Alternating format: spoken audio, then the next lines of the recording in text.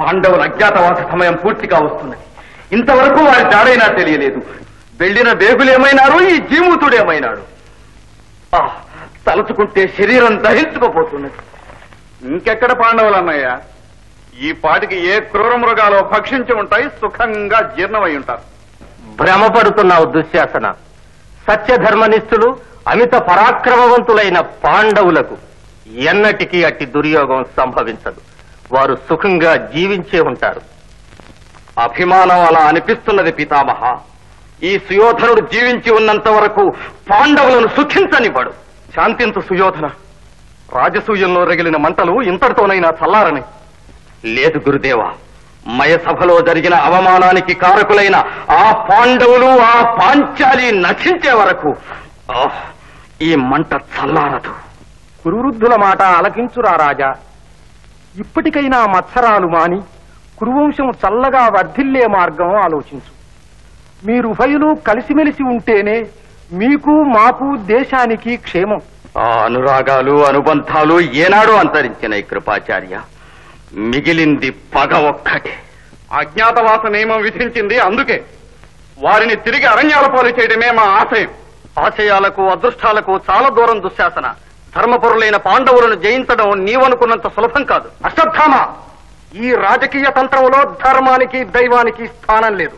ఇక్కడ పౌరుషమే ప్రధానం. 5 పాండవులను హతం చేయడానికి శతాధిక కురువీరులు అనవసరం.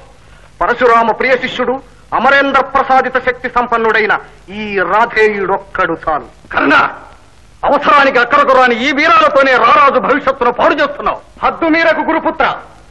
సముఖంలోనే శత్రువును శ్లాఘించే మీరేనా రారాజు క్షేమం కోరేది?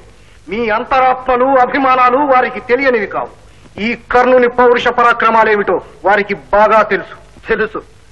ఘోషయాత్రలో గంధర్వులను ఎదిరించిన నాడు నీ పౌరుష పరాక్రమాలు ఏమైనవో బాగా తెలుసు. నీవా మా అభిమానాన్ని ఆక్షేపించేది? గురుపుత్ర, వృథా వివాదాలతో మిత్రభేదాలు కల్పించకండి.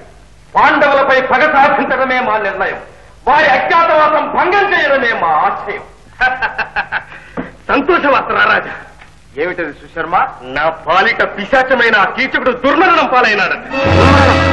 కీచకుడా? అవును. విరాటరాజు అంతఃపురంలో సైరంధ్రిగా ఉంటున్న ఒక మానవతిని మోహించి బలవంతం చేశాడు. ఆమెకు 5 భర్తలట. అర్ధరాత్రి వేళ ఆయుధం లేకుండా ఆ భర్తలంతా కలిసి ఆ కీచకుడిని అంతం చేశారు. అంతేకాదు, అతని 9 సోదరులను. సుయోధ, ఇదేదో అనుమానించదగ్గ విషయమే. మానవతి, 5 భర్తలు, కీచకుడు, శల్యుడు, బలరాముడు, భీముడు బాహుబలంలోనూ మల్ల యుద్ధంలోనూ సమానులని ప్రతీతి. సుయోధన, ఆ భీముని చేతిలోనే కీచకుడు మరణించి ఉంటారు. ఇంకా సందేహం ఎందుకు? వారు పాండవులే అన్నయ్య. ఆ విరాటరాజు పాండవులకు ఆశ్రయం ఇచ్చాడన్నమాట. ఎంత కండకావరం, ఎంత సాహసం! మన శ్రీముఖాన్ని నిర్లక్ష్యం చేసి వారికి ఆశ్రయం ఇచ్చిన దురహంకారికి తగిన గుణపాఠం నేర్పాలి. ముందు ఆ పాండవులను బయటకు రప్పించే మార్గం ఆలోచించండి.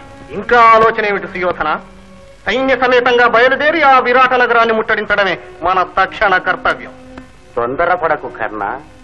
కోటను ముట్టడించినంత మాత్రాన పాండవులు బయటపడరు. అలవిగాని శత్రువును తెలివిగా వశం చేసుకోవాలి. ఆ విరాటునికి గోధనం ప్రధానం. ముందుగా మనలో ఒకరు వెళ్లి ఒక ప్రక్క గోవులను కొల్లగొట్టాలి.